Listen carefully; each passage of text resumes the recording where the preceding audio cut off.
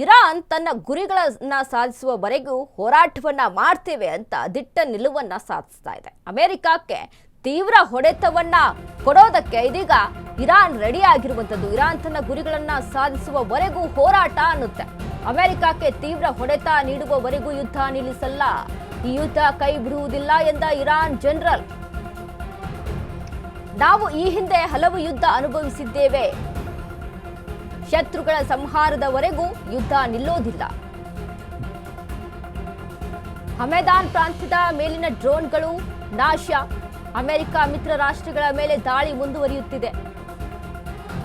Israel Hermes drone ಹೊಡೆದು ಹಾಕಿದಂತಹ Iran ತನ್ನ ಗುರಿಗಳನ್ನ ಸಾಧಿಸುವವರೆಗೂ ಹೋರಾಟ ಅಂತ ಹೇಳ್ತಾ ಇದೆ. ಪ್ರತಿರೋಧವನ್ನ ತೀರಿಸಿಕೊಳ್ಳಲೇಬೇಕು, ಪ್ರತಿಕಾರವನ್ನ ತೀರಿಸಿಕೊಳ್ಳಲೇಬೇಕು.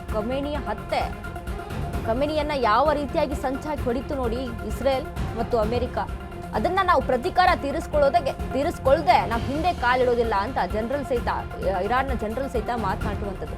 ಏನಾಗುತ್ತೆ ಆಗಲಿ, ಎಷ್ಟು ಬರುತ್ತೆ ಬರಲಿ, ಎಷ್ಟು ದಾಳಿ ಆಗುತ್ತೆ ಆಗಲಿ, ಎಷ್ಟು ಹೆಣಗಳು ಉರುಳ್ತಾವೆ ಉರುಳಿ ಅನ್ನುವಂಥ ವಿಚಾರಕ್ಕೆ ಸಂಬಂಧಪಟ್ಟ ಒಟ್ಟಾರೆಯಾಗಿ ಸಾವಿನ ಸಂಖ್ಯೆ ಸಾವಿರದ ಗಡಿದನ್ನ ದಾಟಿರುವಂಥದ್ದು ಪಕ್ಕ. ಸೊ ಹೀಗಾಗಿ ಸಾವು ನೋವುಗಳಾಗ್ತಾ ಇದ್ದಾವೆ. ಎಷ್ಟೇ ಸಾವು ನೋವುಗಳಾದ್ರೂ ಸಹಿತ ನಾವು ಹಿಂದೆ ಸರಿಯೋ ಮಾತೇ ಇಲ್ಲ ಅಂತ ಇರಾನ್ನ ದಿಟ್ಟ ನಿಲುವು.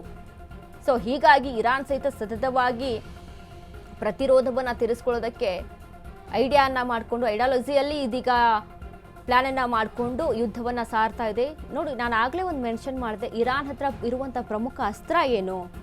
ಡ್ರೋನ್ಗಳ ಬಳಕೆ.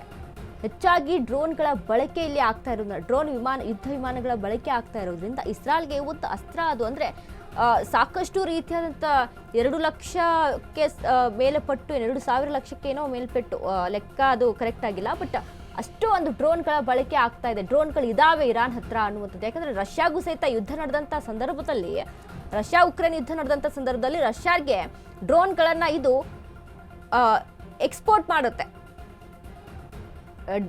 ಡ್ರೋನ್ಗಳನ್ನ ಇದು ಇಂಪೋರ್ಟ್ ಮಾಡುತ್ತೆ.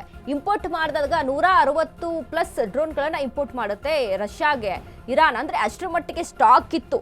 ಇದ್ರ ಬಗ್ಗೆ ಎಲ್ಲ ಸಹಿತ ಒಂದು ಡೊನಾಲ್ಡ್ ಟ್ರಂಪ್ಗೆ ಸಾಕಷ್ಟು ವಿಚಾರಗಳು ಗೊತ್ತಿದೆ. ಇನ್ನು ಅದ್ರ ಜೊತೆಗೆ ಇಸ್ರೇಲ್ನ ಪ್ರಧಾನಿ ನೆತನ್ಯಾಹು ಬಗ್ಗೆನೂ ಕೂಡ ಇಲ್ಲಿ ಮಾತನಾಡಿದ್ರೆ, ನೆತನ್ಯಾಹು ಸಹಿತ ಇದ್ರ ಬಗ್ಗೆ ಇನ್ಫಾರ್ಮೇಷನ್ ಸರಿಯಾಗಿ ಗೊತ್ತಿದೆ.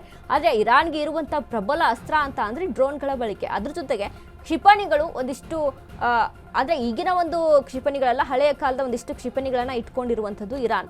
ಸೊ ಅದರಲ್ಲೇ ಹೊಡಿತಾ ಇದೆ. ಅಂದರೆ ಡ್ರೋನ್ಗಳು ಎಷ್ಟು ಮಟ್ಟಿಗೆ ಹೆಲ್ಪ್ಫುಲ್ ಆಗ್ತಾ ಇದೆ ಅಂತ ಅಂದರೆ, ಇಲ್ಲಿ ನಾಶ ಮಾಡೋದಕ್ಕೆ, ಅಲ್ಲಿ ಮುಂದೆ ಇರುವಂಥ ಶತ್ರು ದೇಶವನ್ನು ನಾಶ ಮಾಡೋದಕ್ಕೆ ಸಾಕಷ್ಟು ರೀತಿಯಾದಂಥ ಬಳಕೆ ಆಗ್ತಾ ಇದೆ ಇರಾನ್ಗೆ.